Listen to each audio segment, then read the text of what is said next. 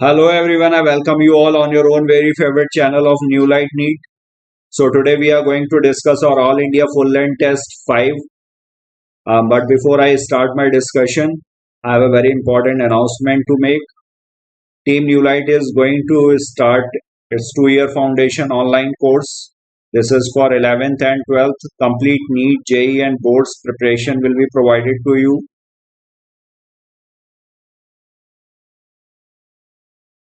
And this course is going to commence from 4th of May. Complete coverage of NEET, JEE and board syllabus through live classes. Study mode will be live online. Test भी होंगे आपके regular fortnightly. Class frequency 4 days a week. Class duration will be 1 hour 30 minutes. PCMB, physics, chemistry, math and bio. And we will be providing you study notes for revision for all the topics, daily practice problem sheet for thorough revision. जो भी आपने पढ़ा है उसकी practice sheet, questions आपको provide किए जाएंगे. Free test series का कोई आपसे चार्ज नहीं लिया जाएगा. थ्रू आउट द ईयर ये चलती है test series. Regular doubt clearing sessions और 24/7 doubt clearing sessions will be held. Regular PTM, parents teacher meeting is held regularly, ताकि आपको अपने बच्चे के परफॉर्मेंस के बारे में पता चलता रहे. Advantages of enrolling 24/7 doubt clearing session, highly experienced and qualified faculty, comprehensive study material, e-library भी provide करते हैं, live classes and recorded lectures. जिनकी live classes due to some reason miss हो गई हैं तो वो recorded lectures भी हम लोग provide करेंगे. Regular test series and paper discussion. जिस तरह से ये पेपर डिस्कस हो रहा है उसी तरीके से उसके भी सारे पेपर्स आपके डिस्कस किए जाएंगे जो भी टेस्ट होते हैं.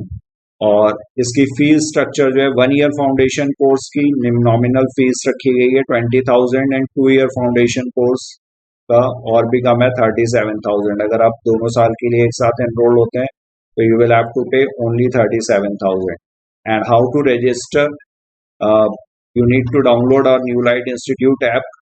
This is available on Google play या वीडियो के डिस्क्रिप्शन में इसका लिंक भी दिया हुआ है, वहां से भी आप इस ऐप को डाउनलोड कर सकते हैं. या फिर हमारी वेबसाइट को आप विजिट करिए www.lightinstitute.com. Still, if you are having any queries, you can call us on 9151550550. So this is all important information I had for you. Now we are going to start our discussion. Full length test 5. So this is your question number 91. In this question 91, among the given statement below, find out the correct statement. Correct statement के बारे में पूछा गया है. Unicellular organisms also grow by cell division. ये correct है. All the living organisms are self-conscious. गलत हो गया. सारे living organisms self-conscious नहीं है. Only human beings are self-conscious.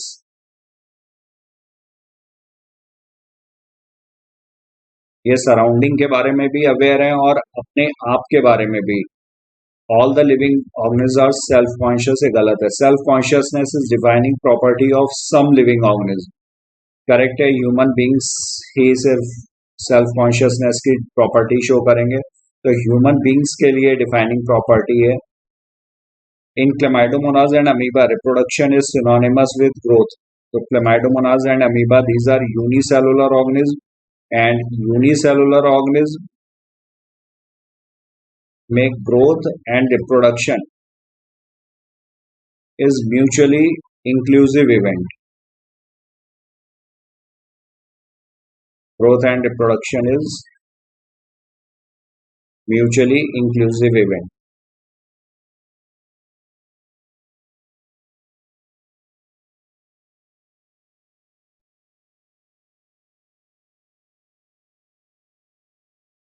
क्योंकि जो सेल डिवीजन हो रहा है उसी के द्वारा ग्रोथ भी हो रही है, because increase in number of cell is taking place, तो ग्रोथ का क्राइटेरिया हो गया. और रिप्रोडक्शन भी, क्योंकि new offsprings are being added, तो रिप्रोडक्शन भी हो गया. तो इस वजह से ये म्यूचुअली इंक्लूसिव इवेंट है, सम्मिलित इवेंट हुआ. तो ए हमारा करेक्ट हो गया। Unicellular organism also grow by cell division in Chlamydomonas and amoeba, reproduction is synonymous with growth, और यहाँ पर सिर्फ ह्यूमंस होना चाहिए था। Defining property this is for humans, यहाँ पर सम लिविंग ऑर्गेनिज्म दिया हुआ है तो ये भी इनकरेक्ट हो गया। तो A and D two options are correct, तो 91 का फर्स्ट ऑप्शन जो होगा वो करेक्ट होगा। Now we move to our next question, question number 92। In lichens fungi provide for its partner, fungi algae इसका पार्टनर होगा एल्गी, तो एल्गी को क्या प्रोवाइड करता है, तो फंजाई जो मॉर्फोलॉजिकली डोमिनेंट पार्टनर है that is fungus. Morphologically dominant partner अगर पूछा जाएगा,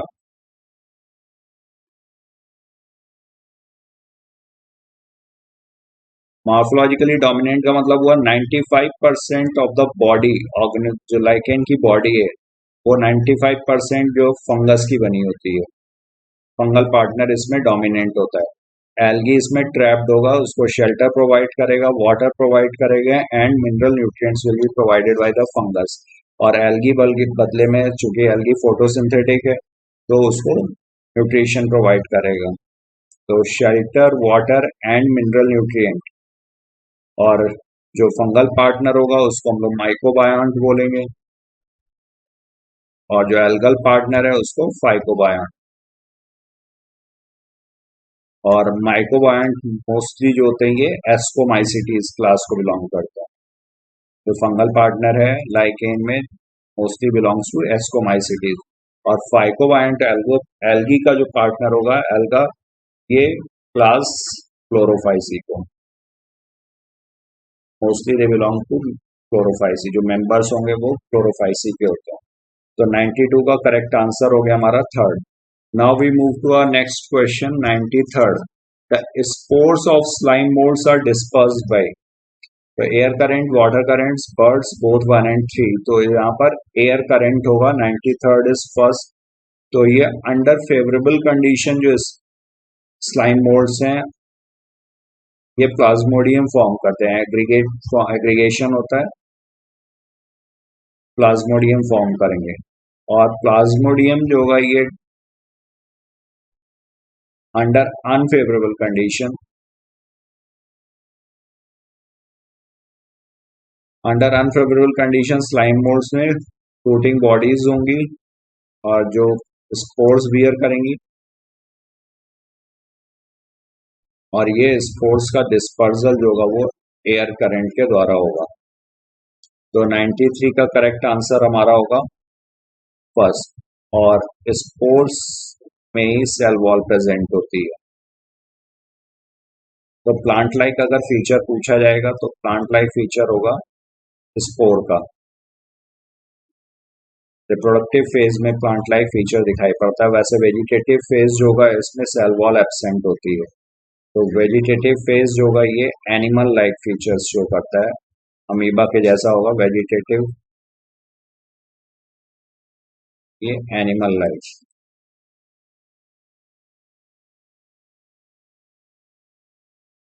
now we move to our next question 94। 94 में दिया हुआ है Volvox, Ulothrix, Spirogyra, Chara, Dictyota, Ectocarpus, Laminaria, Sargassum, Fucus, Porphyra and Polysiphonia etcetera are the examples of plants. Number of algae which having chlorophyll A and chlorophyll C. तो chlorophyll ए और chlorophyll C किस algae की class में present है? Algae की class जो है वो Chlorophyceae, Phaeophyceae and Rhodophyceae. Chlorophyceae green algae, brown, red algae. तो क्लोरोफाइसी ए तो कॉमन है सभी में, ठीक है, और क्लोरोफाइसी में बी, फियोफाइसी में सी और रोडोफाइसी में डी। तो क्लोरोफाइसी, फियोफाइसी और रोडोफाइसी। तो Phaeophyceae is the class in which chlorophyll A and C are present. अब फियोफाइसी के जो मेंबर्स हैं Sargassum, Ectocarpus, Laminaria, Fucus and Dictyota. Dictyota, Ectocarpus, Laminaria, Sargassum and Fucus. तो ये कितने हो गए? 1 2 तीन चार पाँच, पांच मेंबर्स हुए, तो 94 का करेक्ट आंसर होगा हमारा fourth. Now we see our next question 95. Consider the following four statements whether they are correct or wrong. तो यहाँ पे चार स्टेटमेंट्स पूछे हुए हैं और पूछा गया कौन सा स्टेटमेंट इसमें करेक्ट है. The sporophyte in liverworts is more elaborate than that in mosses. So sporophyte in liverworts is more elaborate than that in mosses. Salvinia is heterosporous. Salvinia कैसा होगा? Heterosporous होगा. करेक्ट है.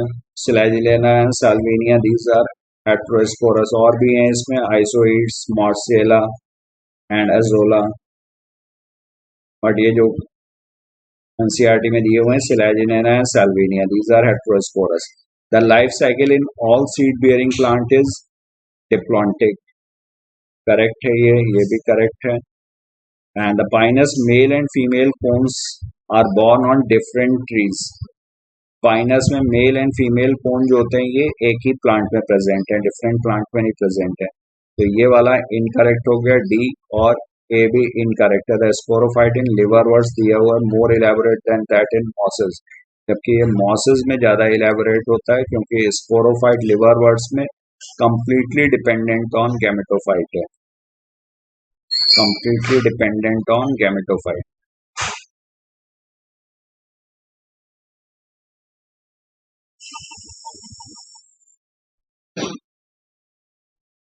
Completely dependent on gametophyte. तो B सही हो गया और सी सही हो गया. ए और डी जो है ये रॉन्ग है. तो A and D R wrong. Now we move to next question 96. Match the following column 1 and column 2. Column 1 में दिया हुआ है epipetalous, epiphyllous, monadelphous, diadelphous, polyadelphous, brinjal, lily, China rose, pea and citrus.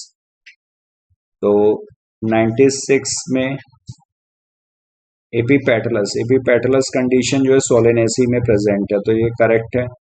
और एपीफिलस Liliaceae में, मोनाडेल्फस ये भी China rose Malvaceae का character है.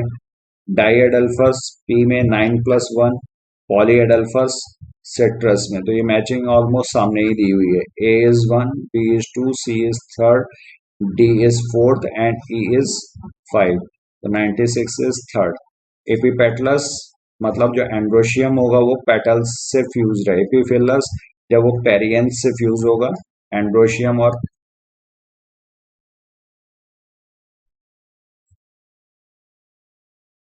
Androecium fuse with petals. तो एपीपेटलस ये सोलेनेसी में है, और एपीफिलस कंडीशन लिलिएसी में है, और इसमें एंड्रोशियम इज फ्यूज्ड विद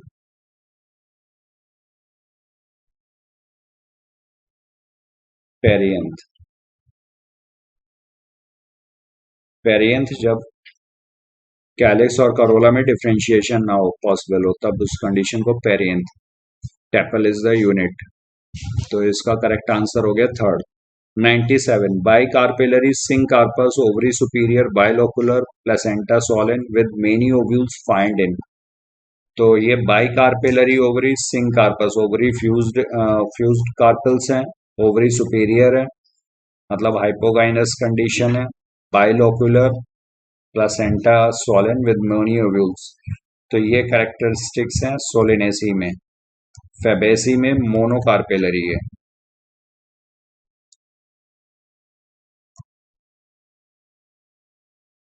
और लिलिएसी में ट्राइकार्पेलरी. तो ये सब यहाँ पर नहीं होंगे. और सोलिनेसी में सीड कैसा होगा? ये सीड होगा इसका endosperms, endospermic seed.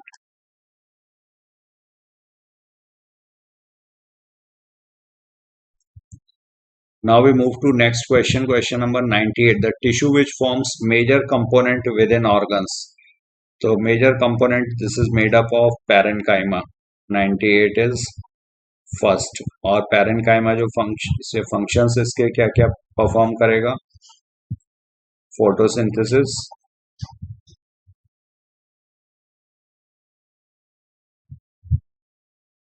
storage and secretion.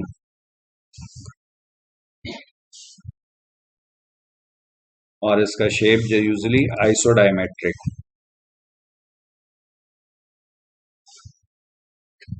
Iso means same. 99. Radial conduction of water takes place through. The radial conduction of water, this will take place through ray parenchyma. 99 is second. Now we move to question number 100. Regarding to cell membrane, find out the odd one. तो cell membrane के बारे में fluid mosaic model is widely accepted model. Correct है. Quasi fluid मतलब semi fluid nature of lipids enables the lateral movement of lipids. Proteins, ये भी correct है. And all types of molecule can easily pass through membrane, ये गलत हो गया क्योंकि जो हाइड्रोफिलिक हैं they can not pass. Only lipid soluble lipophilic substances. Fluid nature of membrane is also important for cell growth and formation of intercellular junction. This is also correct. तो polar molecules जो होंगे वो पास नहीं कर पाएंगे.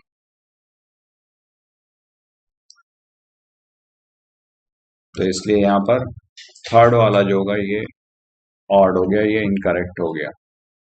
Now we move to next question. What is the function of polysomes?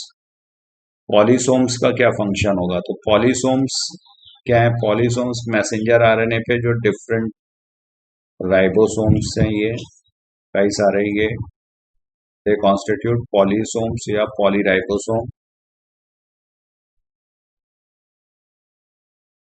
और इसके लिए responsible translates mRNA into protein 100 first का सेकंड. और इसके लिए जो मिनरल एलिमेंट जरूरी है दैट इज मैग्नीशियम. दो सब यूनिट्स जो ज्वाइन होंगी राइबोसोम्स की वो मैग्नीशियम आयन के कॉन्सेंट्रेशन पे डिपेंड करेगा. तो 101 का करेक्ट आंसर होगा second. Now we move to next question 102. Which of these is a phospholipid? Phospholipid पूछा गया. Tryptophan, lysine, leucine. तो ट्रिप्टोफान, लाइसिन, ल्यूसीन, ये सारे क्या हैं? These are essential amino acids. Essential and non essential amino acids दो group में divide किया गया. एसेंशियल अमाइनो एसिड्स और दोज अमाइनो एसिड्स जो डाइट में, जो हमें डाइट से मिलते हैं, जो हमारी बॉडी नहीं सिंथेसाइज कर सकती है, तो वो एसेंशियल अमाइनो एसिड्स हो गए. लेसाइथिन जो होगा ये फॉस्फोलिपिड है. और फॉस्फोलिसाइथिन किस टाइप का फॉस्फोलिपिड है? This is a triglyceride. Triglyceride मतलब ग्लिसरॉल हुआ. इसके दो फैटी एसिड चेन्स हो गई. Glycerol CH2OH, CHOH plus CH2OH. अब यहाँ पर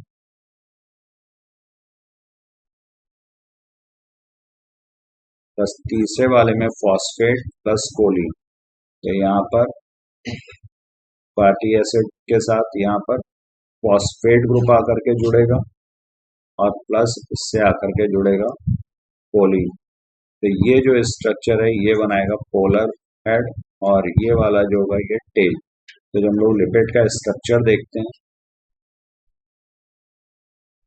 इसमें ये पोर्शन जो है ये इसका बना होता है ग्लिसरॉल, फॉस्फेट और कोलिन प्लस जो टेल होती है वो सर ये तुम्हारी सैचुरेटेड हाइड्रोकार्बन्स की वो टेल बनाएगी जो एम्बेडेड होगी बीच में और polar head towards aqueous side.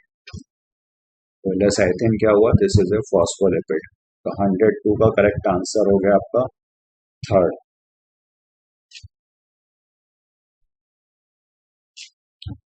Now question number 103rd. Enzyme catalyzing hydrolysis of ester, ether, peptide, glycosidic, CCC halide bonds. तो ये वाला आपके वो ट्रांसफरेजेस, हाइड्रोलेजेस, लाइएजेस एंड लाइगेजेस. तो यहाँ पर करेक्ट आंसर क्या हुआ? हाइड्रोलेजेस. हाइड्रोलिसिस से रिलेटेड है तो hydrolases 103rd. Now we see next question 104th. What is incorrect among these? Cellulose is a homopolymer. Inulin is a polymer of fructose in a polysaccharide chain, non-reducing and is right. And nucleotide has 3 chemically distinct components. तो ए यहाँ पर correct है. 104 homopolymer है cellulose किसका? Glucose का. और inulin is a polymer of fructose सही है. Chain non reducing and is right. ये नॉन रिड्यूसिंग एंड नहीं, राइट वाला जो होगा ये रिड्यूसिंग एंड होता है और लेफ्ट वाला जो होगा non reducing and. And nucleotide chain has 3 chemically distinct components. Nucleotide में 3 nitrogen base plus sugar plus phosphate. तो ये तुम्हारा 104 में इनकरेक्ट पूछा हुआ है, तो सिर्फ सी ऑप्शन जो है यहाँ पर इनकरेक्ट है. सेलुलोज, ग्लाइकोजन ये सारे क्या है? ये होमोपॉलीमर्स हैं ग्लूकोज के. Cellulose, glycogen, chitin.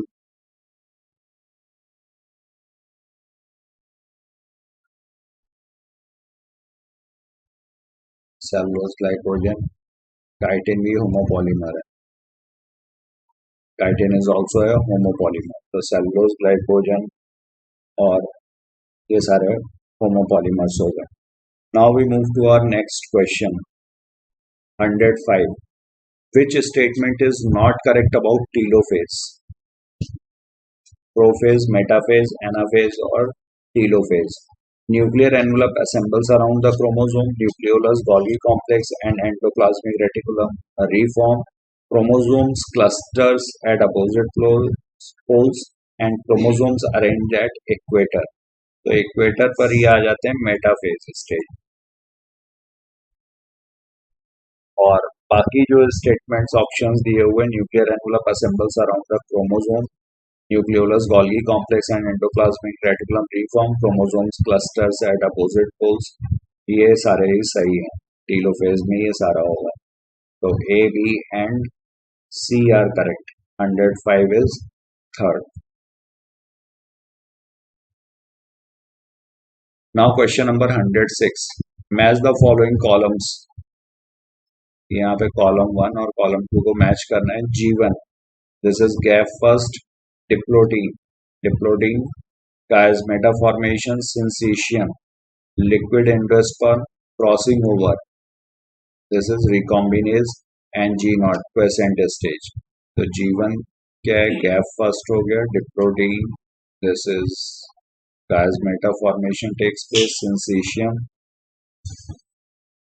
liquid endosperm, free nuclear endosperm, crossing over, recombination nodule, recombinase enzyme present, G0 quiescent stage. So G0 quiescent stage, yes, cell cycle will be suspended in this stage, temporarily or permanently. Temporarily suspended or permanently suspended. तो temporarily suspended जैसे liver cells, और permanently suspended जैसे heart muscles. यहाँ पर ये permanently suspended होंगे.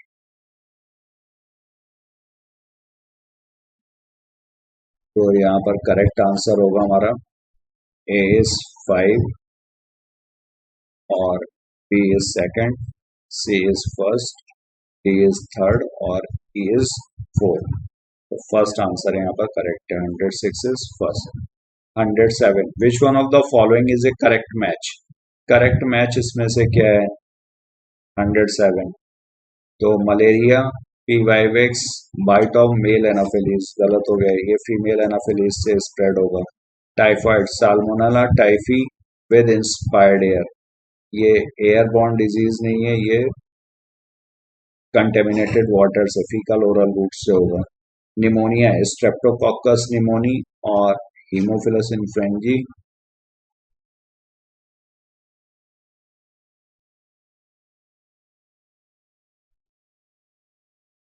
और droplet infection correct है। एलिफेंटियासिस ब्यूचरेरिया बैंक्रॉफ्टी एंड ब्यूचरेरिया मैलेई, ये दोनों ही कॉजेटिव हैं विद इन्फेक्टेड वाटर, और ये इन्फेक्टेड वाटर से नहीं स्प्रेड होगा, ये फीमेल क्यूलेक्स के बाइट से स्प्रेड होगा, और इसमें लिम्फेटिक वेसल्स का ऑब्स्ट्रक्शन होगा।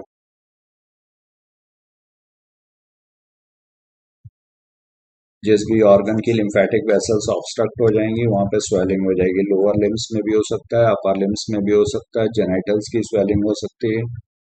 तो ये सारे ऑप्शंस यहाँ पे इनकरेक्ट हो गए और थर्ड हमारा करेक्ट हो गया।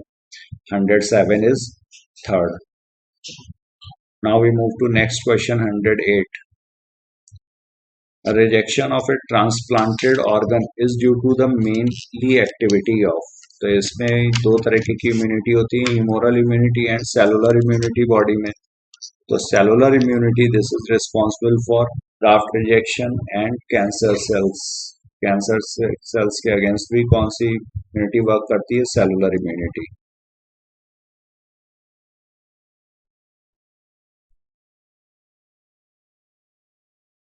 और ये टी सेल्स की वजह से होगा और बी सेल्स की वजह से ह्यूमोरल इम्यूनिटी।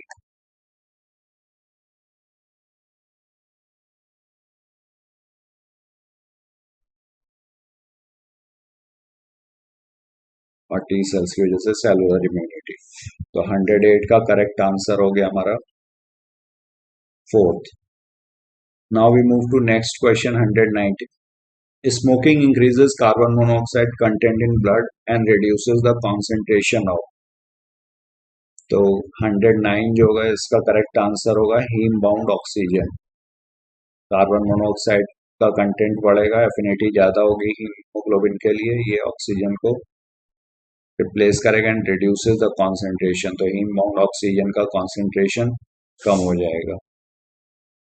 109 के बाद फिर 110 है। Free living nitrogen fixing cyanobacterium which also form symbiotic association with the water fern azolla, तो अजोला के साथ जो सिम्बायोटिक एसोसिएशन फॉर्म करता है दैट इज एनाबीना एजोली। और एक्वेटिक टेरिडोफाइट है ये एजोला।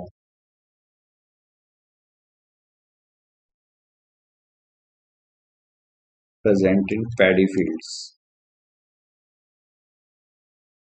और ये ऑर्गेनिक मैटर भी प्रोवाइड करेगा। नाइट्रोजन फिक्सेशन तो करेगा ही, बट चूंकि ये फोटोसिंथेटिक भी है तो ये ऑक्सीजन ऑर्गेनिक मैटर भी प्रोवाइड करेगा। तो यहाँ पर एनाबीना 110 इज सेकेंड। और जो नाइट्रोजन फिक्सिंग साइनोबैक्टीरिया हैं वो कौन कौन से? एनाबीना, नॉस्ट्रॉप, ऑसिलेटोरिया जो एनसीईआरटी में दिए हुए हैं, anabaena,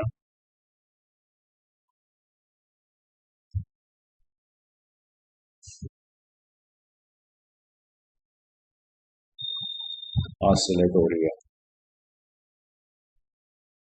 Question number 111. Dairy farm deals with or true for this is or management of animals for milk and its products for human consumption. Deal with process and improve quality of milk. Milk yield depend upon quality of breeds. All of the, तो यहाँ पर ये सारे ही जो है ये related हैं dairy farm से related. 111th. Now we move to next question 112. Which of the following is not freshwater fish? इनमें से कौन सी फ्रेश वाटर फिश नहीं है? Catla, rohu, common carp, these are all fresh water.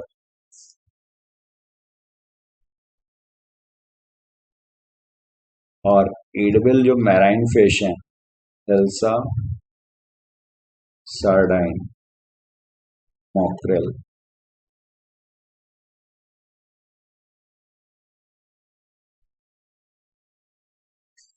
and pomfrets. So these are marine fishes, edible marine fishes. So 112 correct answer will be fourth. 113 Nobel laureate.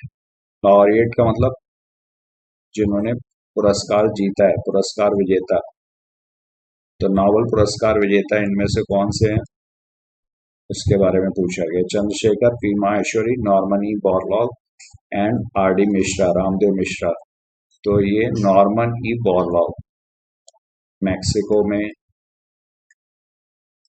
Wheat and maize improvement centre है, वहां पर उन्होंने work किया था. Seemed of wheat variety.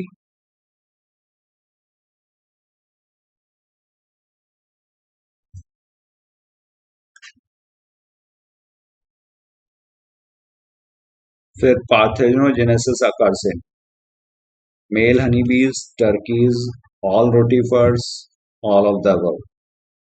तो not all rotifers. Female honey bees में जो egg होगा, female gamete, that develops in पार्थेनोजेनेटिकली develop होगा, मतलब विदाउट फर्टिलाइजेशन. तो यहाँ पर करेक्ट आंसर होगा सिर्फ टर्की.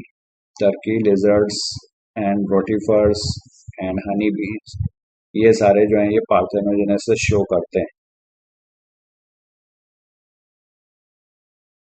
तो 114th का second. Now we move to 115. The following diagram represents.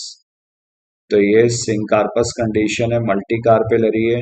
Multi carpellary syncarpous pistil of Papaver, multicarpellary apocarpous pistil of Papaver, multicarpellary syncarpous gynoecium of Michelia. Michelia में कैसा है, apocarpous condition है.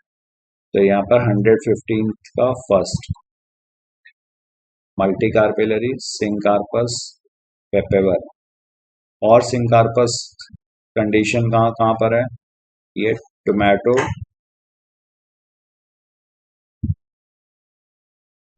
Mustard,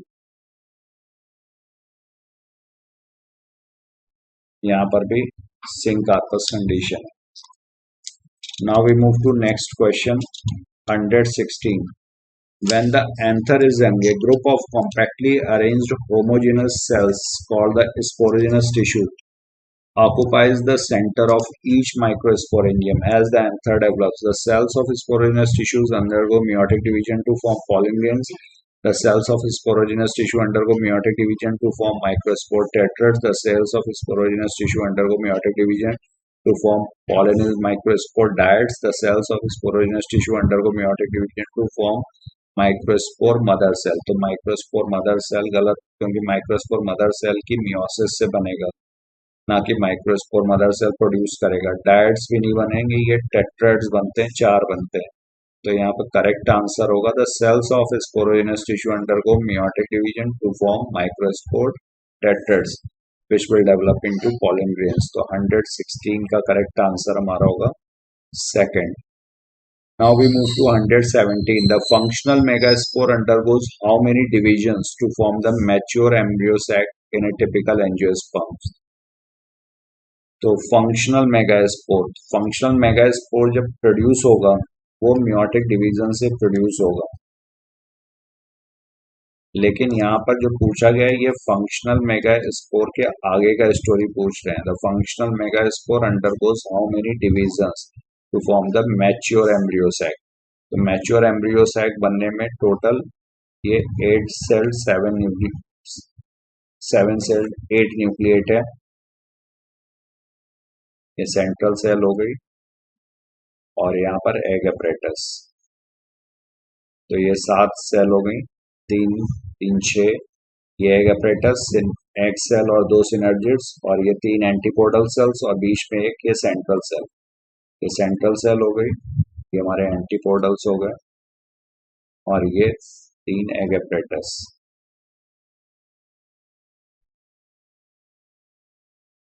तो यहाँ पर total तीन mitotic divisions और meiotic division तब हम इंक्लूड करते हैं जब मदर सेल से स्टार्ट किया होता, बट यहाँ पे फंक्शनल मेगास्पोर से पूछा गया है, तो फंक्शनल मेगास्पोर से सिर्फ तीन माइटोटिक डिवीजन, तो 117 का करेक्ट आंसर होगा 3 माइटोटिक डिवीजन। अदरवाइज अगर मदर सेल से पूछते तो 1 meiotic division and 3 mitotic division, क्योंकि जब एक माइटोटिक डिवीजन होगा तो एक से दो सेल बनेगी, जब दूसरा माइटोटिक डिवीजन होगा तो दो से चार हो जाएंगे, और तीसरा जब होगा तो तीसरे के बाद total 8 cells will be created, 8 nucleus will be formed.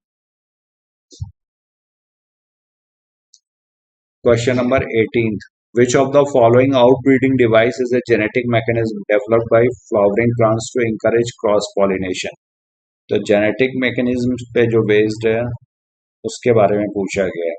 वैसे तो ये सारे ही जो होंगे वो क्रॉस पॉलिनेशन के लिए ही है, बट यहाँ पर जेनेटिक मैकेनिज्म बेस्ड, तो सेल्फ इनकम्पेटिबिलिटी जो होगी ये जेनेटिक मैकेनिज्म है।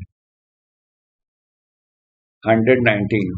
The phenomena of fusion of three haploid nuclei in angiosperms is termed as.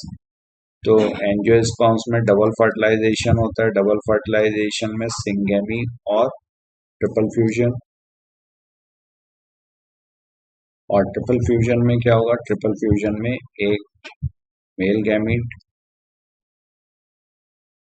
जो कि हैप्लॉइड है और सेंट्रल सेल,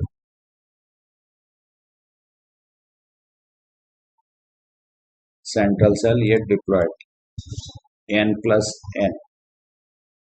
और सेकेंडरी न्यूक्लियस बन जाएगा जस्ट बिफोर फर्टिलाइजेशन, तो n2n ये हो जाएगा 3n, पहले होगा n+n, just before fertilisation change हो जाता है ये 2n में secondary nucleus.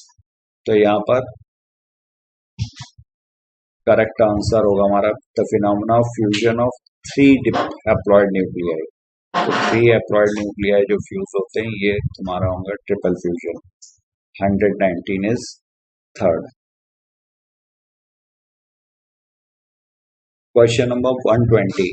Malpighian tubules are found in Arthropoda, Annelida, Ancylostoma and Fasciola. तो यहाँ पर आर्थ्रोपोडा होगा, आर्थ्रोपोडा में जो मैल्पिगियन ट्यूब्यूल्स है ये नंबर होगा इनका 100 to 150, और ये प्रेजेंट होती है मिडगट और हैंडगट के जंक्शन पे।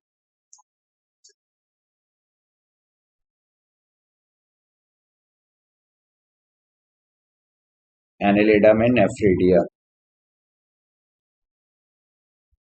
प्लेटियनमिंथीज में flame cells. Which one of the following is living fossil? तो लिविंग फॉसिल लिम्यूलस और किंग क्रैब, इसको लिविंग फॉसिल बोला गया है। Question number 122. In cockroach hepatic caeca secrete, तो हेपेटिक सीकी ये डाइजेस्टिव जूसेस सिक्रीट करेंगे, ये फोरगट और मिडगट के जंक्शन पे होंगे, और नंबर होगा 6 to 8, तो 122 डाइजेस्टिव जूसेस ये सिक्रीट करेंगे, डाइजेशन में हेल्प करेंगे, इसीलिए इनको हेपेटिक सीकी और गैस्ट्रिक सीकी भी बोलते हैं, this is also known as gastric सीकी।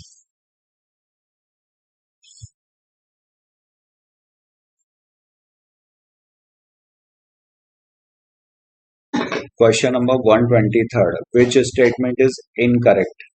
Incorrect statement के बारे में पूछा गया। Tissues are broadly classified into epithelial, connective and muscular tissue only, तो ये गलत हो गया, ओनली नहीं, यहाँ पर एपिथेलियल, कनेक्टिव, मस्कुलर, न्यूरल 4 तरह के टिश्यूज हैं, तो फर्स्ट स्टेटमेंट ही हमारा इनकरेक्ट है। Epithelial tissue has a free surface सही है, ये आउटसाइड द बॉडी या बॉडी की कैविटी में स्पेस कर रहा होता है। Epithelial tissue provides a covering और a lining for some part of the body, correct है इन एपिथेलियल टिश्यूज, इसीलिए इसको एपिथेलिया बोला गया है।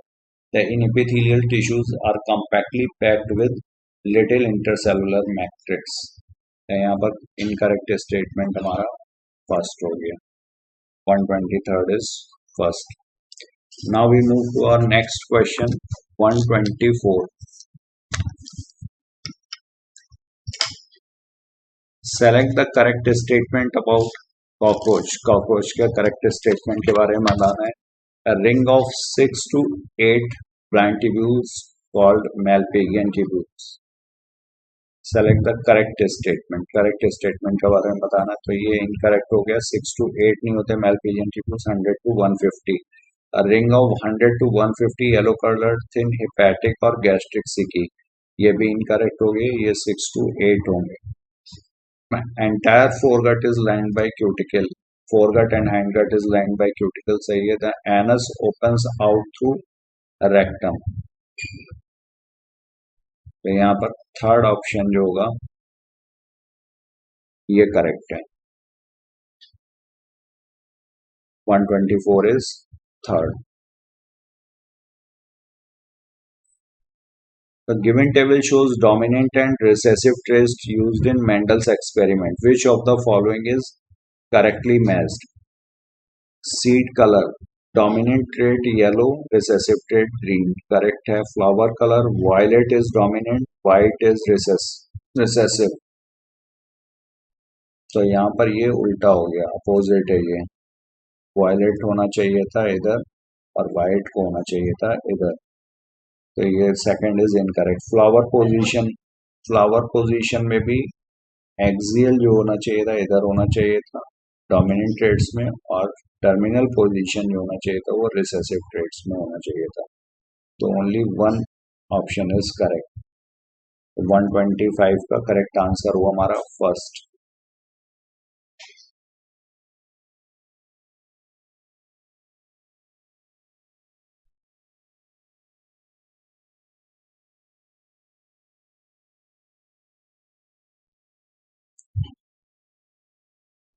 Now 126. Due to the cross TT, capital T, capital R, small r, crossed with small t, small r, the resultant progeny show what percentage of tall red flowered plants? Tall and red flowered plants पूछा हुआ है. तो यहाँ पर जो gametes बनेंगे capital T, capital R, small r, इसमें capital T, capital R और कैपिटल T, स्मॉल r. तो capital T, capital R, capital T, small r, इसको क्रॉस कराएंगे हम लोग. यहाँ पर एक ही टाइप का गैमेट बनेगा, स्मॉल t, स्मॉल r. तो पहला होगा capital T, small t, capital R, small r. दूसरा होगा हमारा capital T, small t, capital R, small r. ये वाला होगा capital T, small t, small r, small r. ये वाला भी होगा capital T, small t, small r, small r. तो टॉल तो चारों होंगे, बट दो रेड होंगे और दो वाइट होंगे. और यहाँ पर क्या पूछा हुआ था? टॉल रेड फ्लावर्ड प्लांट्स पूछा हुआ है. तो tall red flowers plants are 50%. चार में से दो है तो 50%. 126 is first. Now we move to next.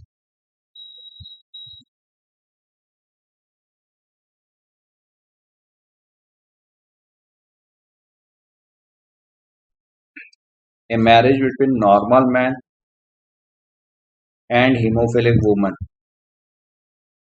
will produce offspring. Normal man कैसा हुआ? XY, क्योंकि हीमोफीलिया कैसा है? X link recessive. And haemophilic woman recessive condition है, तो इसका मतलब इसके दोनों ही X क्रोमोसोम पर ये जीन होना चाहिए. Will produce offsprings. डॉटर कैसी हो गई? कैरियर. अगर ये इसके साथ भी जाता है तब भी कैरियर. और सन जितने भी होंगे वो कैसे होंगे? अफेक्टेड होंगे, क्योंकि सन के पास एक्स क्रोमोसोम कौन देगा? मदर. तो इस वजह से all sons will be affected and daughters will be carriers. The hemophilic sons and carrier daughters correct है. Normal sons and carrier daughters incorrect है. 50% hemophilic and 50% carrier daughter गलत है. Hemophilic sons and normal daughter and one carrier daughter ये भी गलत है. तो 127 का करेक्ट आंसर क्या होगा? फर्स्ट. ये सारे के सारे hemophilic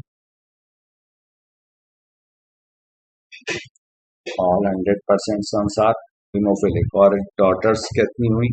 डॉटर्स जो होंगी ये कैरियर है, क्योंकि एक एक्स नॉर्मल है। Now question number 128, the genetic disorder where point mutation is observe. तो पॉइंट म्यूटेशन के बारे में पूछा गया। पॉइंट म्यूटेशन जो होगा वो सिकल सेल एनीमिया में मिलता है, क्योंकि यहाँ पर CTC this changes into CAC। तो ये टेम्पलेट स्ट्रैंड है, दिस इज टेम्पलेट स्ट्रैंड। तो यहाँ पर थाइमीन जो रिप्लेस हो गया एडेनिन से, मतलब पिरिमिडीन जो होगा प्यूरिन से रिप्लेस हुआ है। तो ये substitution type of point mutation हुआ, सब्स्टिट्यूशन। और सब्स्टिट्यूशन में भी ट्रांसवर्जन, ट्रांजिशन और ट्रांसवर्जन दो तरीके के होते हैं। तो ये वाला हो गया हमारा ट्रांसवर्जन। ट्रांजिशन तब होगा जब प्यूरिन को प्यूरिन से रिप्लेस किया जाए या पिरिमिडीन को पिरिमिडीन से रिप्लेस किया जाए, तो उसे ट्रांजिशन बोलते हैं। लेकिन यहाँ पर क्या हो रहा है, यहाँ पर पिरिमिडीन जो है वो प्यूरिन से रिप्लेस हो गया है, या प्यूरिन पिरिमिडीन से रिप्लेस हो रहा हो तो उसे ट्रांसवर्जन बोलेंगे। तो ये आपका आंसर होगा sickle cell anaemia. 128 is third. Question number 129, which of the following follows Chargaff's rule. जो चारगाउस रूल के अकॉर्डिंग है, तो चारगाउस रूल क्या कहता है, number of purine bases is equal to pyrimidine. Purine जितना होगा उतना ही पिरिमिडीन होगा। मोलर क्वांटिटीज बराबर होंगे। तो A plus G, purine is adenine and guanine, pyrimidine is thymine and cytosine. DNA की बात चल रही है, तो इसलिए थाइमीन प्लस साइटोसिन। तो A plus G is equal to T plus C, molar concentration same है। या फिर इसको हम लोग इस तरह से भी लिख सकते हैं, A plus G upon T plus C is equal to 1। इस तरह से भी लिखा हो तो भी आप, ये भी चारगाउस रूल के अकॉर्डिंग है। या फिर adenine is equal to thymine, जितना एडेनिन का मोलर कॉन्सेंट्रेशन होगा उतना ही थाइमीन का। इसको भी हम दो तरीके से लिख सकते थे, या फिर इसको पहला वाला है, या फिर इसको इस तरह से, ये भी कांस्टेंट है। और या फिर guanine that is equal to cytosine, तो ये भी G अपॉन C, इसको इस तरह से भी लिखा जा सकता है। या फिर A plus D upon G plus C, जो फोर्थ ऑप्शन में दिया हुआ है,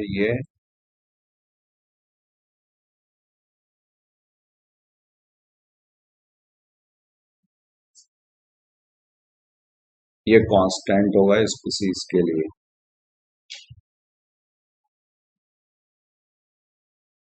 तो पहला वाला ये भी करेक्ट है अकॉर्डिंग टू चारगाउस रूल है, ये भी अकॉर्डिंग टू चारगाउस रूल है, ये भी अकॉर्डिंग टू चारगाउस रूल है, ये भी अकॉर्डिंग टू चारगाउस रूल है, ये भी अकॉर्डिंग टू चारगाउस रूल है, ये भी अकॉर्डिंग टू चारगाउस रूल है, ये कांस्टेंट है, ये भी। तो इतनी तरीके से इसको चारगाउस रूल को प्रेजेंट कर सकते हैं। तो यहाँ पर जो दिया हुआ है वो पहला वाला इसके अकॉर्डिंग है। तो A plus G is equal to T plus C, मतलब number of purine bases is equal to number of pyrimidine bases, molar concentration is equal. तो 129 is first. Now we move to our next question, 130. Which of the following statement is true regarding histones? Histones के बारे में क्या सही है? तो histones are the basic proteins, इसके around DNA rap, DNA की पैकिंग जब की जाएगी तो हिस्टोन्स को यूज करते हैं।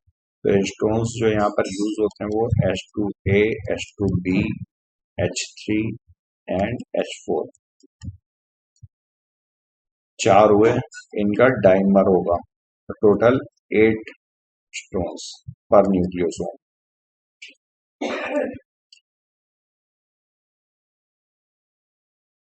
हिस्टोन्स प्लस DNA, इसको बोलेंगे nucleosome.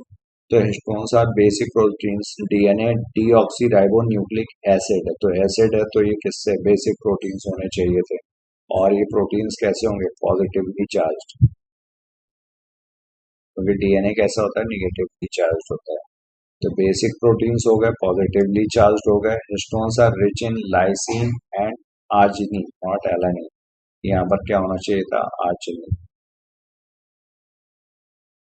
Lysine and arginine rich होते हैं basic protein, basic amino acids. DNA is wrapped around core of histone proteins, ठीक है। Nucleoid is the region in which prokaryotic DNA is present. तो A, C and D correct है। D वाला जो है ये करेक्ट हो गया क्योंकि एलानिन दिया हुआ है। यहाँ पे आर्जिनिन होना चाहिए था। तो A, C and D. 130 is third. Now we move to our next question. 131.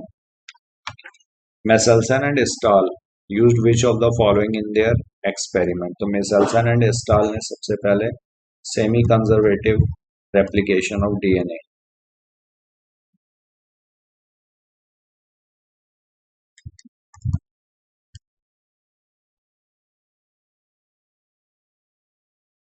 इसको प्रूव किया था। और इनके अकॉर्डिंग इन्होंने जो चीजें इसमें यूज की थी अपने एक्सपेरिमेंट में, इकोलाई को यूज किया था, caesium chloride density gradient centrifugation method इसको यूज किया था, प्लस अमोनियम क्लोराइड, और इसमें नाइट्रोजन जो थी वो नॉर्मल और हैवी वाली यूज।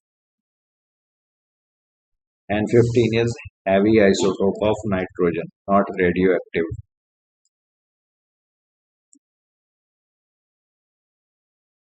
ये नाइट्रोजन का हैवी आइसोटोप होगा बट रेडियो एक्टिव नहीं।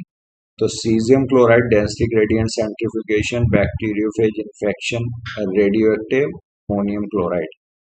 तो यहाँ पर ये करेक्ट है। बैक्टीरियोफेज इन्फेक्शन नहीं, इकोलाई यूज किया गया था, रेडियो एक्टिव अमोनियम क्लोराइड नहीं, यहाँ पे हैवी आइसोटोप ऑफ नाइट्रोजन वाला यूज किया गया था। तो use which of the following? Only A. 131 is 4th. Now question number 132. In the given diagram, A, B, C, D, E, F represent which poles of DNA? तो DNA polymerase हमें पता है 5 prime 3 prime direction में ही polymerisation करता है। तो ये यहाँ पर क्या होगा, क्या होगा 3 प्राइम। ये वाला क्या होगा 5 प्राइम। ये क्या होगा, ये 5 प्राइम टू 3 प्राइम। ये लीडिंग स्ट्रैंड होगा, कॉन्टिन्यूसली सिंथेसाइज होगा। ये रेप्लिकेशन फॉर्क दिया हुआ है, लीडिंग स्ट्रैंड। और ये वाला चूंकि पोलैरिटी क्या होती है, एंटी पैरेलल पोलैरिटी होती है। तो ये वाला सी, सी क्या प्राइम क्या हो गया 3 प्राइम हो गया, डी क्या हो गया, ये वाला 5 प्राइम एंड हो गया। और ये वाले जो न्यूली सिंथेसाइज्ड स्ट्रैंड्स इधर वाले हैं, ये ओकाज़ाकी फ्रेगमेंट्स कहलाते हैं।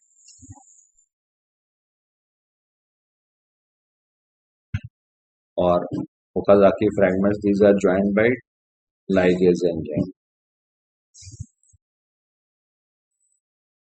तो यहाँ पर करेक्ट आंसर हमारा क्या होगा 3 prime 5 prime, A B, C D जो होगा वो 3 प्राइम 5 प्राइम, और एफ जो होगा वो 5 प्राइम 3 प्राइम। तो थर्ड होना चाहिए 3 prime 5 prime, 3 prime 5 prime, 5 prime 3 prime. 132 is third.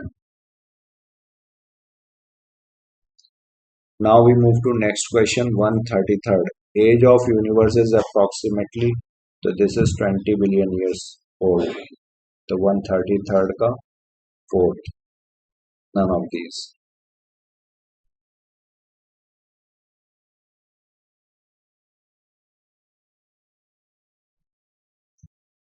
134th. Which of the following is an example of homologous organs? Homologous organs जिनकी origin same हो. Homologous tells us about common ancestry.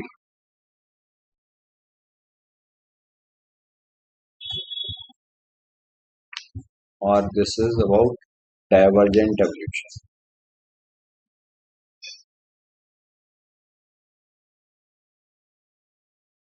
Divergent evolution.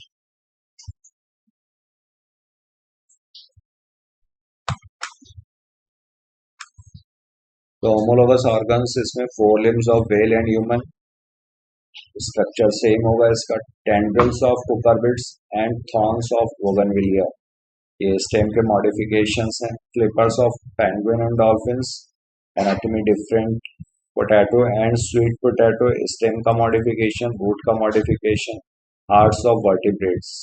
तो E, B and ए, ये सारे जो होंगे ये तुम्हारे homologous organs, A, B and ई।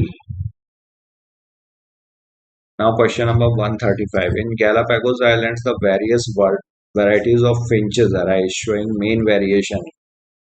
तो जो स्मॉल बर्ड थी ये फिंचेस, और इनके जो मॉडिफिकेशन हुआ था वो बीक ऑफ बर्ड्स, चोंच में मॉडिफिकेशंस हुए थे। जो ओरिजिनल वैरायटी थी दैट वाज सीड ईटिंग, उसी से सारी मॉडिफिकेशंस हुए थे।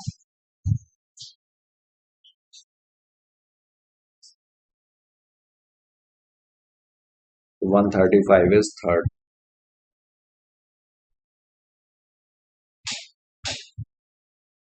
The primate which existed 15 million years ago among these was Homo habilis, Australopithecus, Ramapithecus, Homo erectus। तो यहाँ पर Dryopithecus and Ramapithecus, Dryopithecus and Ramapithecus ये primates थे जो 15 million years ago exist कर रहे थे, Dryopithecus and Ramapithecus।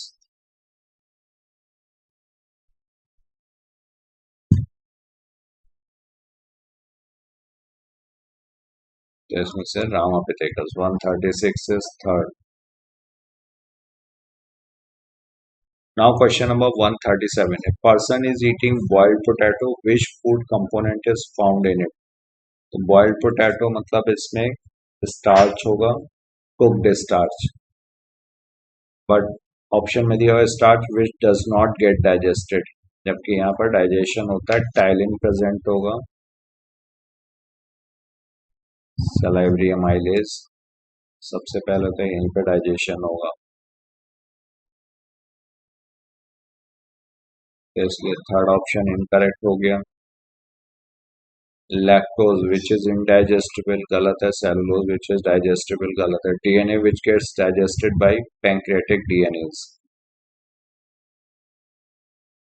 ये ठीक है। Now we move to 138. Jaundice is a disorder of excretory system, skin and eyes, digestive system and circulatory system. तो ये डिसऑर्डर है डाइजेस्टिव सिस्टम का, एसोसिएटेड विद लिवर। जॉन्डिस जो होता है ये yellowish discolouration of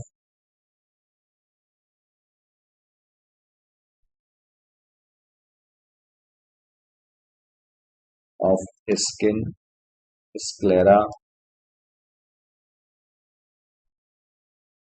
mucus membrane, इन सबका स्किन वगैरह का डिस्कलरेशन होगा, पीली सी दिखती है due to hyperbilirubinaemia, hyperbilirubinaemia.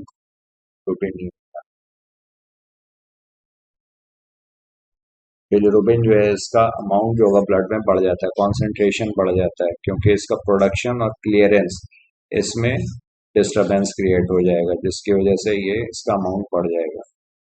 Bilirubin ये बाइल पिगमेंट टॉक्सिक सब्सटेंस है विच शुड बी रिलीज।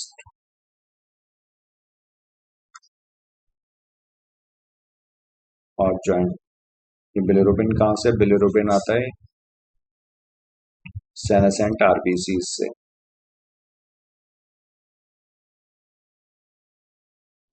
इससे हीमोग्लोबिन रिलीज होगा,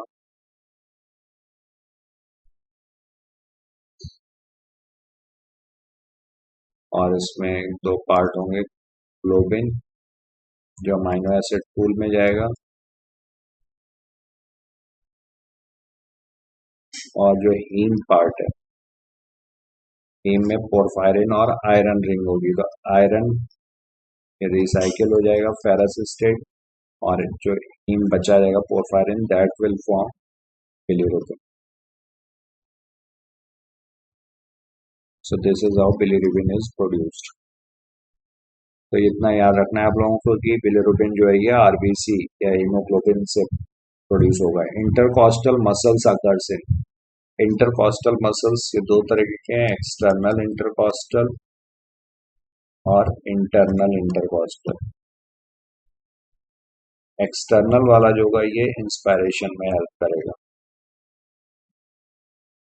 इंस्पायरेशन के लिए mainly diaphragm and external intercostal muscles.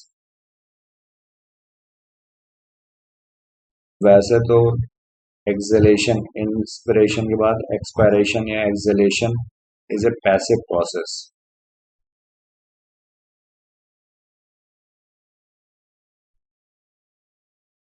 Is a passive process मतलब कोई कॉन्ट्रैक्शन नहीं होगा. बट अगर ये एक्टिव प्रोसेस है तब इसमें इंटरनल इंटरकॉस्टल मसल्स,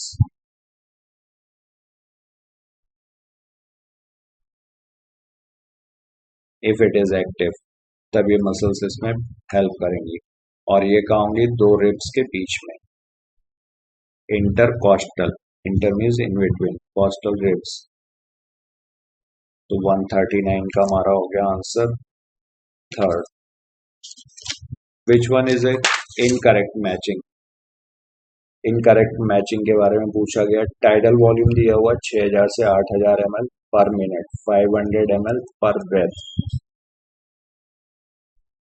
अगर पर ब्रेथ पूछा जाएगा तो कितना होता है? 500 ml पर ब्रेथ. इंस्पायरेटरी रिजर्व वॉल्यूम 1500 से 2000 ml. एक्सपायरेटरी रिजर्व वॉल्यूम 1000 से 1100. रेसिडुअल वॉल्यूम 1100 से 1200. तो ये वाला जो ऑप्शन दिया हुआ है ये गलत दिया हुआ है. इंस्पायरेटरी रिजर्व वॉल्यूम क्या हुआ? Inspiratory reserve volume forced inhalation, मतलब जो आप नॉर्मल टाइडल वॉल्यूम में इनहेल कर रहे हो उसके अलावा भी हम फोर्सफुली गहरी सांस भर के कितना और इनहेल कर सकते हैं, दैट इज फोर्स्ड इनहेलेशन. तो इंस्पायरेटरी रिजर्व वॉल्यूम वही हो गया. Expiratory reserve volume forcefully exhale कितना कर सकते हो? और तो 1000 से 1100. Residual volume after maximum forceful exhalation, जो वॉल्यूम ऑफ एयर बची रहती है आफ्टर मोस्ट फोर्सफुल एक्सहेलेशन, पूरी ताकत लगाने के बाद भी एयर जो ट्रैप्ड रह जाती है लंग्स में, उसे बोलते हैं रेसिडुअल वॉल्यूम. और ये कितना है? 1100 से 1200 ml. और इसके इंस्पायरेटरी रिजर्व वॉल्यूम की करेक्ट वैल्यू जो है ये 2500 2500 ml से 3000 ml. तो यहाँ पर इनकरेक्ट मैचिंग पूछी गई तो 140 का करेक्ट आंसर हो जाएगा हमारा second. Question number 141. Mark among the following a cell which does not exhibit phagocytic activity. तो monocytes, macrophages, neutrophils, ये सारे जो है ये phagocytic activity शो करते हैं. Basophils, they do not show phagocytic activity. Basophils क्या है? ये basophils secrete करते हैं heparin,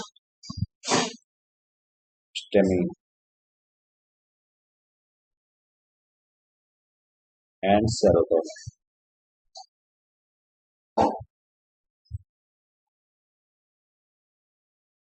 तो ये फंक्शन हो गया बेसोफिल्स के. Question number 142. One of the common symptoms observed in people infected with dengue fever is. तो डेंगू फीवर में क्या होता है? प्लेटलेट काउंट्स जो होते हैं वो काफी कम हो जाएंगे. इसी को बोलते हैं थ्रोम्बोसाइटोपेनिया. थ्रोम्बोसाइट्स मतलब प्लेटलेट्स, थ्रोम्बोसाइटोपेनिया. पेनिया मतलब डिक्रीज्ड थ्रोम्बोसाइट नंबर, तो इसी को बोलेंगे thrombocytopenia. This is feature of dengue fever. Dengue fever viral fever है ये, तो इसमें प्लेटलेट काउंट्स कम हो जाते हैं, इसीलिए पेशेंट को ब्लीडिंग से बचाने के लिए प्लेटलेट्स ट्रांसफ्यूज करने पड़ते हैं. 142 का करेक्ट आंसर हो गया हमारा third. Now we move to next question, which is not a specialized capillary, specially related to juxtamedullary nephrons. तो nephrons हमें पता है दो तरीके के हैं, cortical and juxtamedullary. Juxtamedullary means जो near, juxta का मतलब होता है near, medulla के near है, तो वो होगा juxtamedullary nephrons. तो phrenic artery, arteriovenous anastomosis, तो phrenic artery किससे related है? This is related to diaphragm. तो juxtamedullary nephrosis नेफ्रॉन से रिलेटेड है वॉसा रेक्टा, तो पेरीट्यूबुलर कैपिलरी नेटवर्क होता है।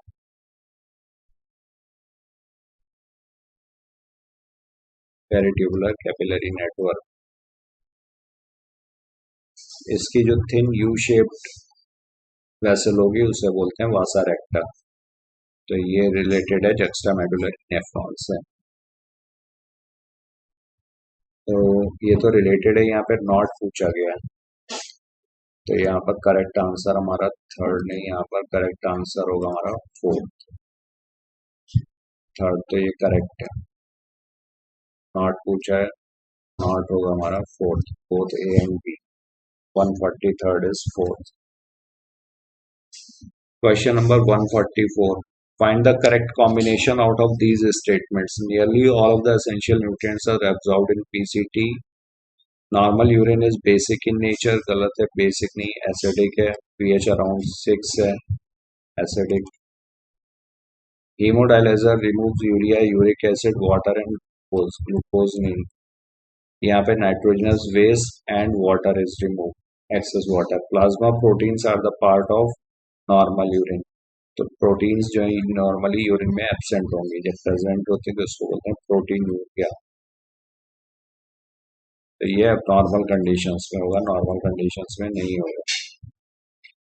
तो यहाँ पर only first option is correct, 144 का फोर्थ।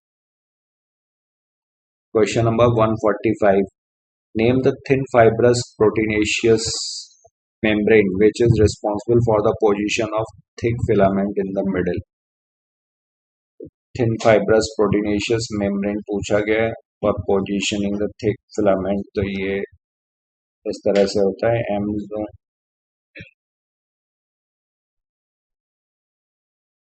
ये आपका आई बैंड हो गया, ये यहाँ पर जेड लाइन होगी, दो जेड लाइन्स के बीच में एक सार्कोमियर, और ये आपका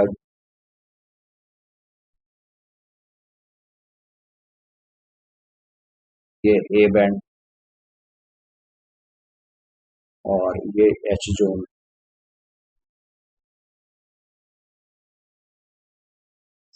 एच जोन में बीच में होगा ये एम लाइन, मायोसिन फिलामेंट्स को होल्ड करेगा। ये आइसोट्रोपिक, ये एनाइसोट्रोपिक। तो करेक्ट आंसर यहाँ पर क्या हुआ, M line. M is for middle sheep, middle. 146, which one of the following is the correct description of a certain part of a normal human skeleton? Normal human skeleton के लिए correct description, fibrous joint present between bones, parietal bones and temporal bones. तो ये school की bone है, यहाँ पे fibrous joint present है, immovable joint है, ये करेक्ट है। करेक्ट डिस्क्रिप्शन पूछा हुआ, first vertebra is axis, first vertebra axis नहीं एटलस होती है, गलत है, एटलस एक्सिस जो है सेकंड वर्टिब्रा था। 9th and 10th pair of ribs are called floating ribs, गलत है। ये glenoid cavity is a depression to which the thigh bone articulates, thigh bone नहीं, यहाँ पर ह्यूमरस होना चाहिए था, head of the humerus will articulate with the glenoid cavity. तो करेक्ट आंसर है यहाँ पर 146 का फर्स्ट होगा। Question number 147, basilar membrane is present in between the, तो बीच में स्केला मीडिया प्रेजेंट होगा, बेसिलर मेम्ब्रेन प्रेजेंट होगा स्केला वेस्टिबुलाई और स्केला मीडिया के बीच में।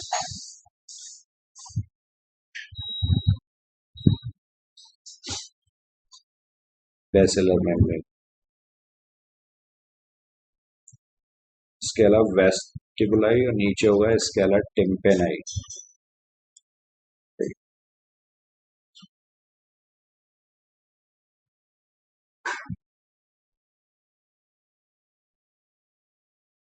यहाँ पे प्रेजेंट है रीजनर्स मेम्ब्रेन, यहाँ पर है ये बेसिलर मेम्ब्रेन।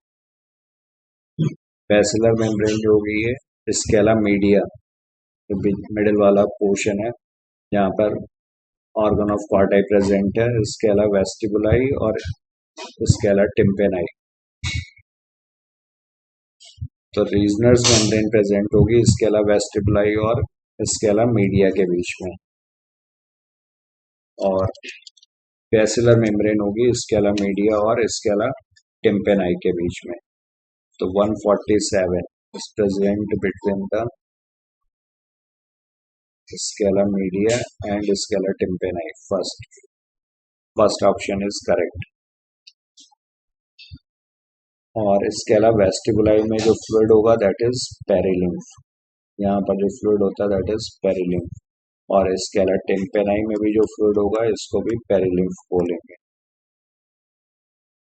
और स्केला मीडिया में जो होगा इसको एंडोलिम्फ।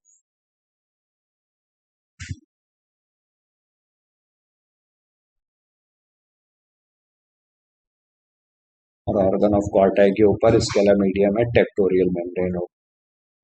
तो फर्स्ट आंसर यहाँ पे करेक्ट हो गया।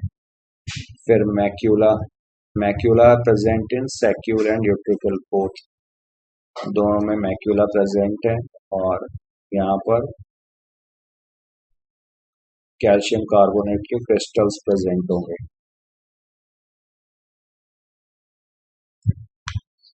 फोटोलिथ।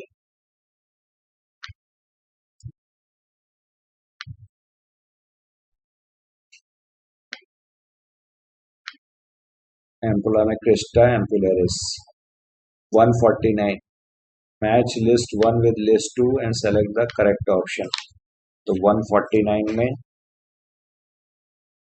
ग्लूकागॉन, ये हाइपरग्लाइसेमिक हार्मोन है, ये इंक्रीज करेगा ब्लड ग्लूकोज लेवल को।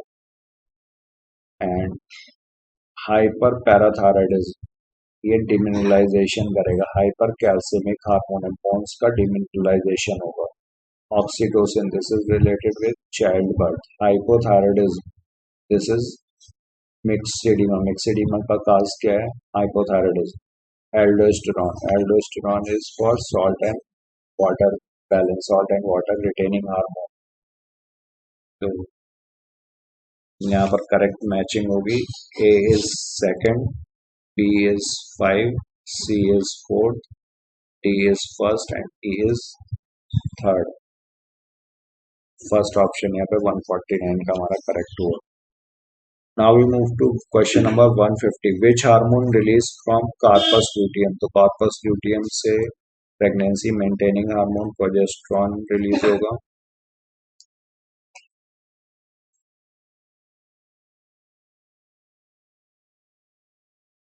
और इसके अलावा ईस्ट्रोजन भी। This is pregnancy maintaining hormone. अगर फर्टिलाइजेशन हो जाएगा तो कार्पस ल्यूटियम बना रहेगा, प्रोजेस्टेरॉन का लेवल बना रहेगा। अगर फर्टिलाइजेशन नहीं होगा तो corpus luteum will change to corpus albicans, और प्रोजेस्टेरॉन और ईस्ट्रोजन का लेवल कम हो जाएगा, which will lead to menses.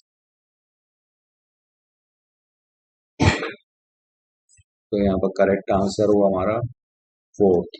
150 is 4. Now we move to question number 151.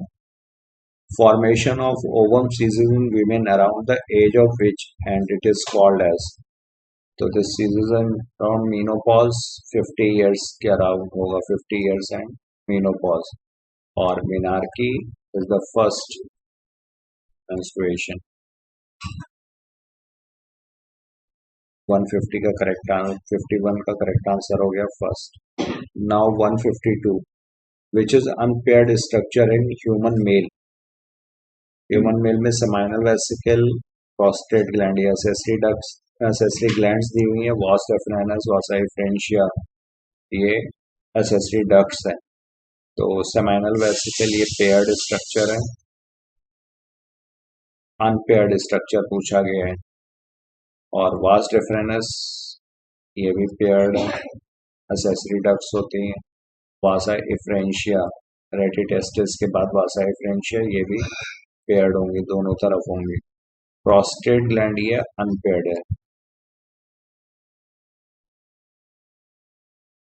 Seminal vesicle it constitutes major portion of semen. Seminal fluid का जो major part होगा वो सेमाइनल वेसिकल से कॉन्स्टिट्यूट होता है। और सेमाइनल वेसिकल जो होगा ये फ्रक्टोज, और फ्रक्टोज जो है सिर्फ सीमेन में प्रेजेंट होता है, इसीलिए इसको रेप टेस्ट में यूज किया जाता है। मल्टीलोड 375 कंटेन्स, तो Multiload 375 this is copper releasing, copper T, copper 7, Multiload 375, ये सारे कॉपर रिलीजिंग है आईयूडीज। और कॉपर का काम क्या होगा? Copper will suppress sperm motility, sperm की मोटिलिटी को कम कर देगा, जिसकी वजह से फर्टिलाइजेशन नहीं होगा। तो 153 का सेकंड आंसर करेक्ट है। Now we move to next question 154। In India medical termination of pregnancy act was passed in, ये 1971 में पास किया गया था with strict conditions to check female foeticide, which STI is almost incurable till now. तो STI जो incurable है वो है हमारी genital herpes, herpes simplex virus से होती है, और हेपेटाइटिस बी और एड्स एचआईवी। तो ये सारे ही वायरल डिजीजेज हैं और ये इनक्योरेबल है। ऑल वायरल डिजीजेज हैं ये which are incurable. Question number 156। Diffusion rate is affected by concentration gradient पे डिपेंड करेगा, टेम्परेचर पे, प्रेशर पे। इम्परमिबिलिटी ऑफ द मेम्ब्रेन होना चाहिए था, तो ये बी ऑप्शन यहाँ पर इनकरेक्ट हो गया। बाकी ए सही है, सी सही है और डी सही है। तो A, C and D 156।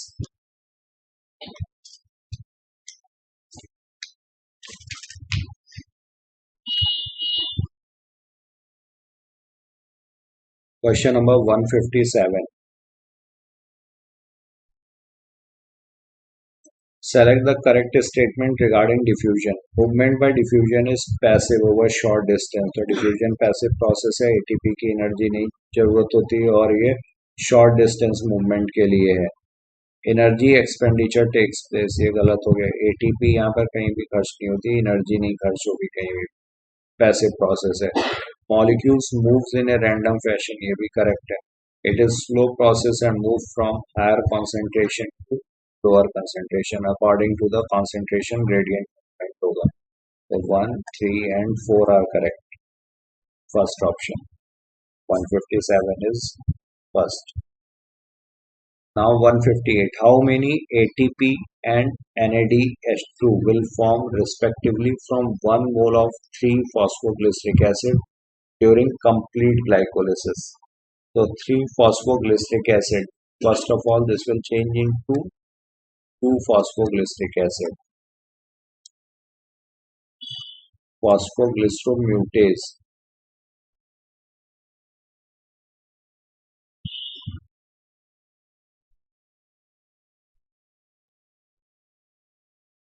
Enzyme के प्रेजेंस में होगा, क्योंकि यहाँ पे सिर्फ पोजीशन चेंज हो रही है फॉस्फेट की, 3 कार्बन से दूसरे कार्बन पे आ गया। तो 3-phosphoglyceric एसिड से 2-phosphoglyceric एसिड, फिर इसके बाद 2-phosphoglyceric एसिड इनोलेज एंजाइम के प्रेजेंस में 2-phosphoenol pyruvic acid, two phosphoenol pyruvic acid, ये डिहाइड्रेशन वाला स्टेप है इनोलेज एंजाइम, और two phosphoenol pyruvic acid will change into pyruvic acid pyruvate kinase enzyme के प्रेजेंस में, और जो कि सेकेंड पोजीशन पे जो फॉस्फेट था वो एडीपी एक्सेप्ट करेगी और चेंज हो जाएगी एटीपी में। क्योंकि यहाँ पर सिर्फ एक ही मॉलिक्यूल ले रहे हैं हम 3-फॉस्फोग्लिसरिक एसिड का, only one molecule of ATP, क्योंकि वहां पे दो मॉलिक्यूल्स होते हैं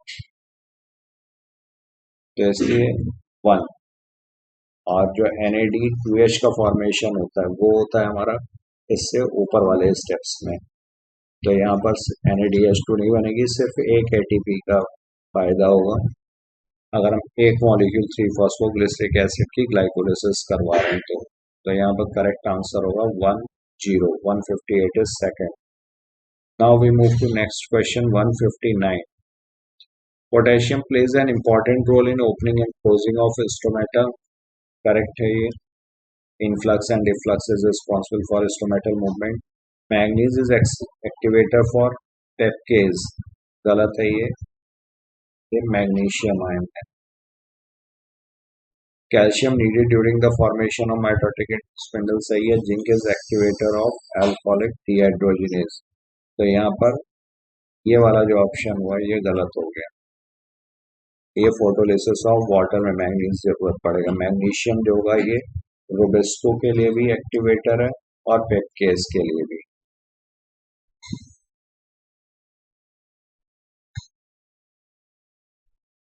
कार्बोक्सिलेज ऑक्सीजनेज, तो 159 is second. Now question number 160। Study the cycle given shown below and select the option which gives correct words for all the four blanks A, B, C और D। Nitrate को convert किया जा रहा है, nitrate is being converted into atmospheric nitrogen, तो ये denitrification. और इसके बाद फिर D में क्या हो रहा है, ये decaying biomass, this is changing into ammonia, तो दिस इज थ्रू अमोनिफिकेशन। और C क्या करेंगे, नाइट्रेट का अपटेक प्लांट बायोमास करेगा और इसके बाद ये एनिमल बायोमास में पहुंचेगा, और प्लांट और एनिमल के डेथ्स के बाद ये मोनिफिकेशन के थ्रू अमोनिया, तो यहाँ पर सेकंड ऑप्शन हमारा करेक्ट हुआ। और डीनाइट्रिफिकेशन जो होगा ये सूडोमोनास और Thiobacillus.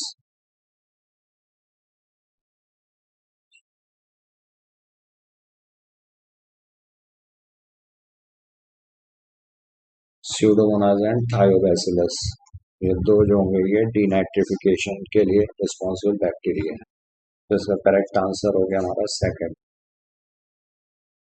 Question number 161। Match the following columns, column 1 and column 2। Emerson effect, this is related with increase in photosynthesis.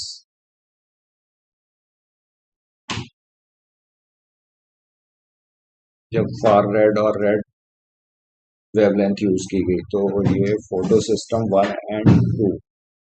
Hill reaction, this is photolysis water. Calvin cycle, Calvin cycle is C3 cycle. Hatch Slack cycle, this is C4 cycle.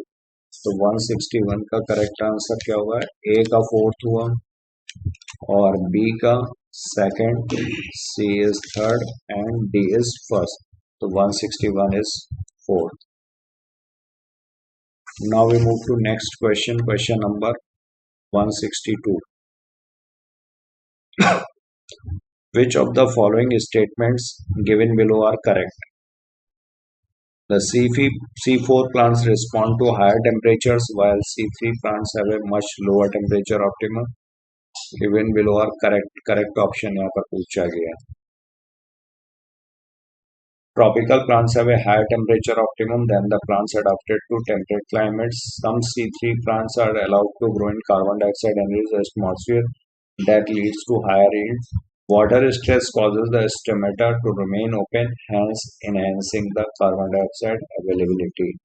तो water stress की condition में stomata जो होगा ये open नहीं रहेगा. This will not remain open. Water stress will cause closure, hence enhance नहीं होगा, ये डिक्रीज हो जाएगा कार्बन डाइऑक्साइड अवेलेबिलिटी. तो ए, बी एंड सी ये तीन ऑप्शंस करेक्ट हैं इसमें. 162 is fourth. Question number 163. Volume of carbon dioxide evolve, volume of oxygen consume. इसको बोलते हैं रेस्पिरेटरी कोशेंट. रेस्पिरेटरी कोशेंट इसकी वैल्यू 1 भी होगी, जैसे कार्बोहाइड्रेट में मोर देन 1 भी हो सकती है. Respiratory quotient more than 1. या ऑर्गेनिक एसिड्स में, प्रोटीन और फैट्स में लेस देन 1.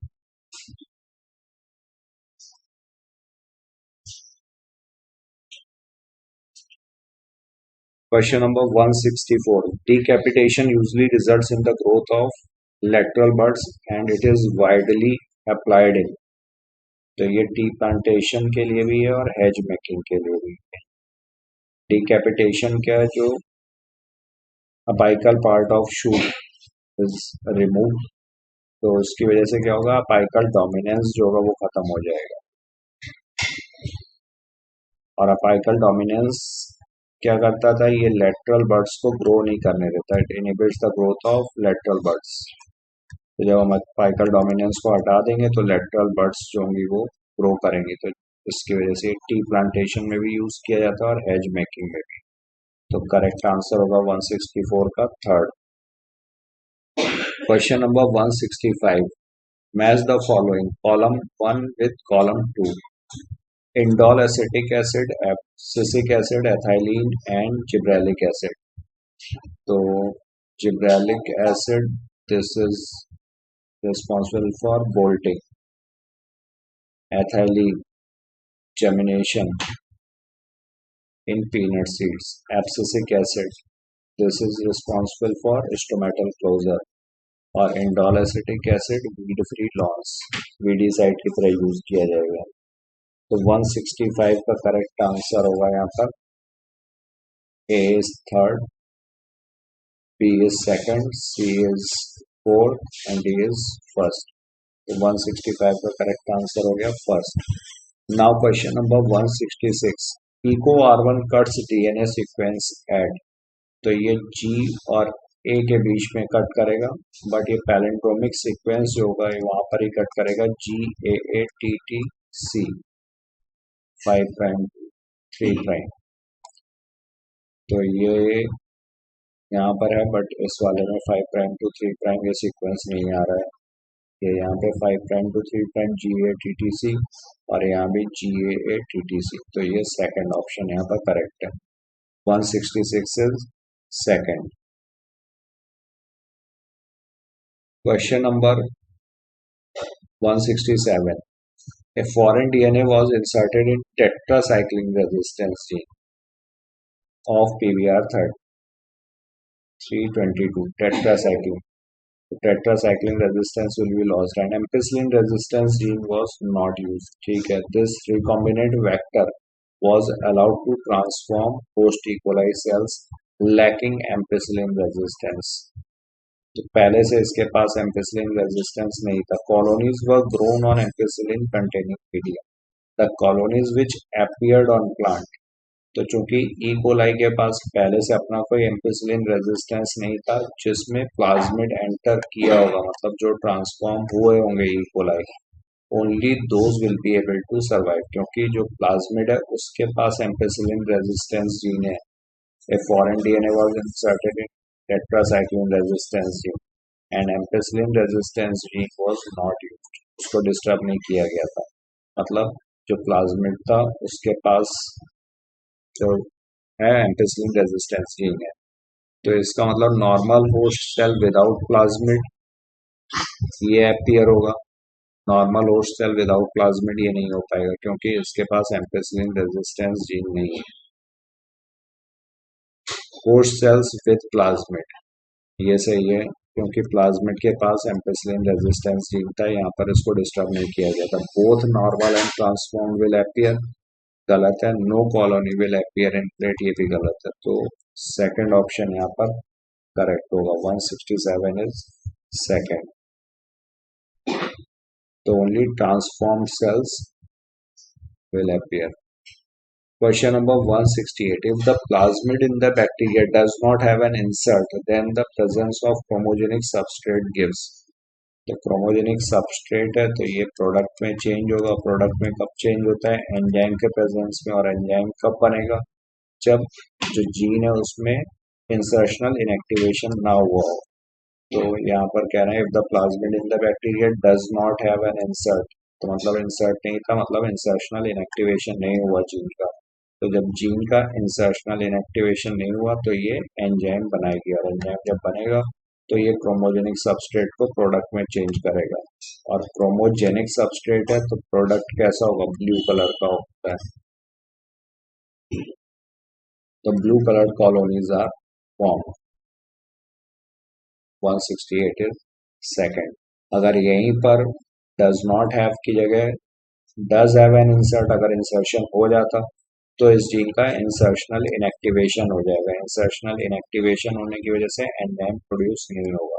जब एंजाइम प्रोड्यूस नहीं होगा तो substrate will not change into product, और प्रोडक्ट में नहीं चेंज होगा तो ये व्हाइट कलर की कॉलोनी देगा।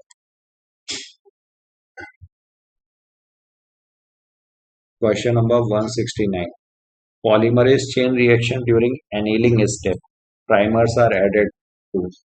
तो यहाँ पर पीसीआर में denaturation, then annealing, then extension, 3 step होते हैं।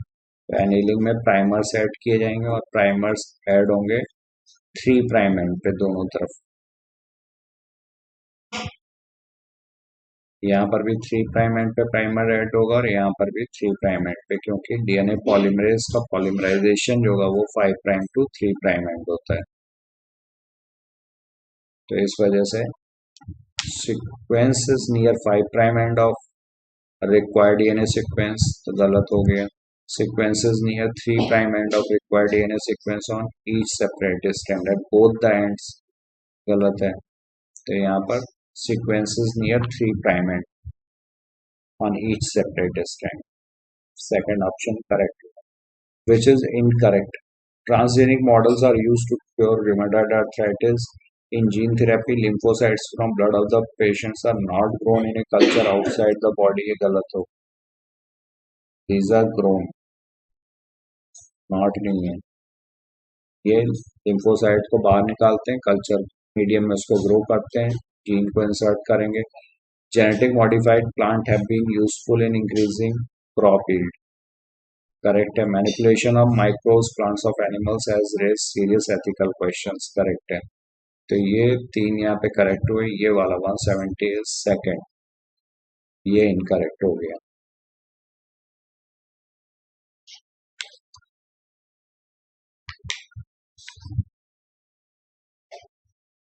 Question number 171.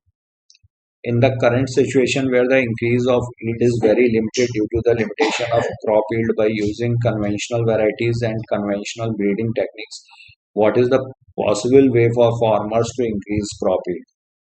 तो crop yield बढ़ाने के लिए agrochemical based, organic farming and genetic modified crops. तो use of better management practices इससे भी बढ़ेगा, जेनेटिक मॉडिफाइड क्रॉप इससे भी बढ़ेगा। तो थर्ड आंसर यहाँ पर करेक्ट होगा। The number of documented basmati rice variety grown in India 7, 27, 37, 57। तो सिंपल सा ये डेटाबेस क्वेश्चन है। तो 27 varieties. Heat loss or heat gain is a function of surface area small animals tend to. तो small animals जितने होंगे उनका सरफेस एरिया ज़्यादा होगा relative to their volume. Volume के रिस्पेक्ट में सरफेस एरिया ज़्यादा होगा, तो सरफेस एरिया ज़्यादा होगा तो हीट लॉस ज़्यादा होगा। तो lose body heat slowly, lose body heat very fast when it is cold outside, gain body heat when it is cold outside गलत हो गया, तो सेकंड ऑप्शन यहाँ पर करेक्ट होगा। इसीलिए स्मॉलर एनिमल्स जो होंगे, मैमल्स जो होते हैं वो पोलर एरिया में नहीं पाए जाते हैं, क्योंकि जितना छोटा साइज उतना ही ज़्यादा हीट लॉस। तो ये वेस्टफुल प्रोसेस होगा। 173 का करेक्ट आंसर हो गया second. Now 174. If n is the population density at time t, then its density at time t plus 1. तो सिंपल सा इक्वेशन है, birth plus immigration minus death plus immigration. तो ये third option यहाँ पर ये करेक्ट है। 174 is third. 175. Fragmentation, leaching, catabolism, humidification, and mineralization are important steps in the process of decomposition. 175 is second. Sparrow eating a seed is, तो ये primary consumer है। अगर ये इंसेक्ट्स को ईट करेगी तो हो जाएगी सेकेंडरी कंज्यूमर। तो कोई भी ऑर्गेनिज्म एक से ज्यादा ट्रॉफिक लेवल्स पे प्रेजेंट हो सकता है। 176 का first question number 177. According to the IUCN Red List, how many plant species have become extinct in last 500 years? The total 784 species became extinct. इसमें 338 vertebrates, 359 invertebrates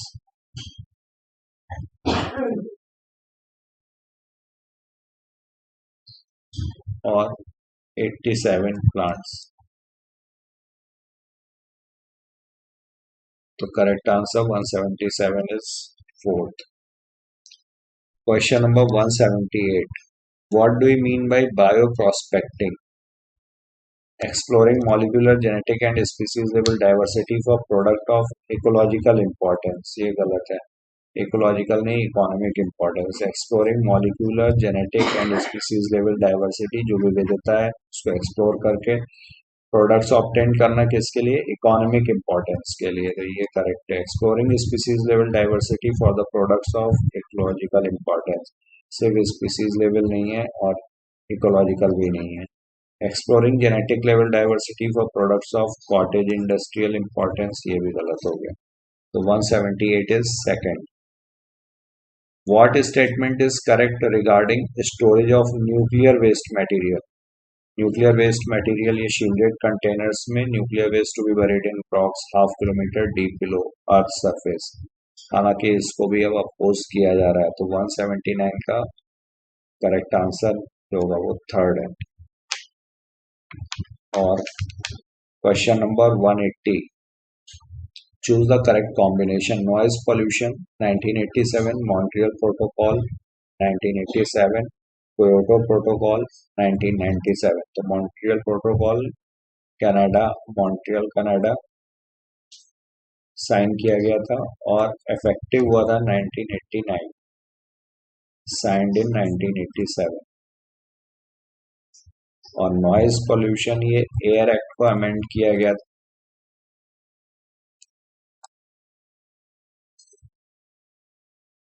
1987 में, नॉइज पोल्यूशन को इसमें add किया गया था। Kyoto protocol 1997। तो ये all of these are correct. 180 is fourth. So thank you all of you, thank you for being with me.